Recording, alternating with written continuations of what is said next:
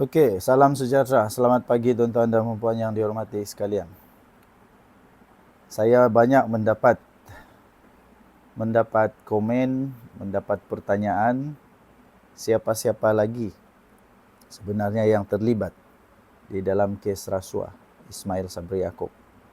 Berapa orang menteri yang bakal terlibat, yang bakal dipanggil menjadi saksi ataupun akan lagi sekali berlaku episod drama plot twist.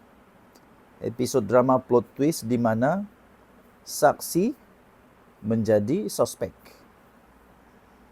Kebetulan ketika kes rasuah melibatkan bekas Perdana Menteri Datuk Seri Ismail Sabri Yaakob ini muncul, semua walaun senyap. Semua tutup mulut. Malah orang dalam UMNO sendiri pun senyap, tak ada apa-apa bicara.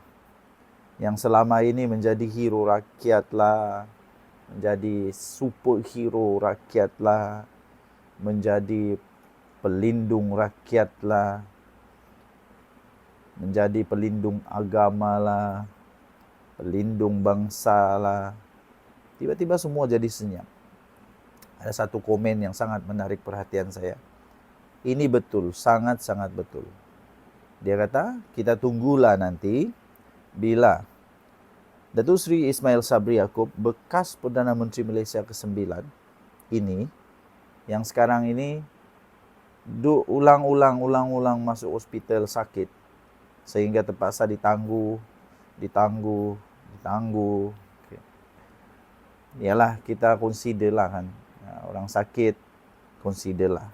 Tambah bulan puasa ni memang susah. Kesian. Dia sakit.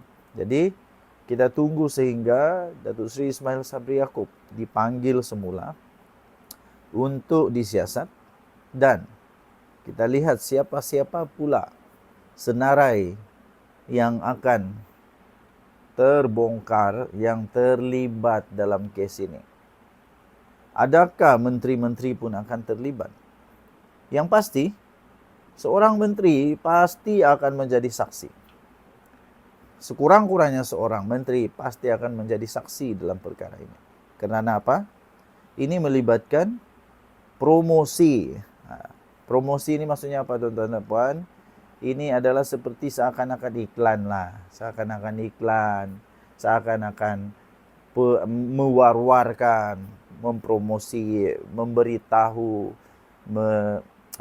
menggembar-gemburkan, menghebohkan promosi ataupun konsep keluarga Malaysia pada ketika itu. Siapa lagi kalau bukan Menteri MC, Menteri Komunikasi, Menteri Penerangan. Siapa ketika itu? Sekurang-kurangnya dia pasti, saya rasa ini pendapat saja. Kalau tak jadi, tak apalah. Tapi saya rasa sekurang-kurangnya dia akan menjadi salah seorang daripada saksi, ya. Saksi, bukan suspek. Jangan salah faham. Jadi saksi. Tapi pun seperti yang berlaku kepada Datuk Seri Ismail Sabri Yaakob, Perdana Menteri Malaysia ni, yang ke-9 ni, dia pada mulanya ada jadi saksi, tapi akhirnya jadi suspek, ya, jadi suspek. Jadi ini akan menjadikan isu ini menjadi lebih complicated, tapi lebih menarik, ya, lebih menarik. Kemudian seterusnya yang akan dipanggil pasti ditanya tidak lain tidak bukan Menteri Keuangan pula. Siapa Menteri Keuangan pada waktu itu? Siapa Menteri Keuangan pada waktu itu? Pasti akan ditanya juga, bagaimana keadaan keuangan ini? Kenapa keuangan ini tidak dapat dikembalikan tepat pada masanya? Kenapa pula disembunyikan di safe house? Kalau tidak disembunyikan, tak akanlah disimpan di safe house. Simpan di safe house itu maksudnya disembunyikanlah, kan? Ya, itu pendapat saya. Kalau tidak disembunyikan, itu pasti disimpan di bank. Pasti disimpan di bank. Atau konon-konon dah belajar kesilapan daripada Najib. Mungkin itu. Apabila simpan di bank, senang sangat kena trace wang itu. Senang sangat kena jejak wang itu. Jadi untuk mengelakkan di jejak, jadi kita simpan cash lah di safe house, simpan congkong emas, simpan barang-barang kemas yang berharga berjuta-juta dan sebagainya. Jadi begitu. Jadi Menteri Keuangan pun mungkin akan ditanya sebagai saksi. Ingat ya, sebagai saksi bukan suspek. Tapi ya, plot twist sentiasa boleh berlaku. Daripada saksi menjadi suspek, kita tak tahu, kita tunggu saja. Adakah itu berlaku pun tak pasti, kita tunggu saja. Ya, kita tunggu saja. Okey. Yang kedua, itu Menteri Keuangan.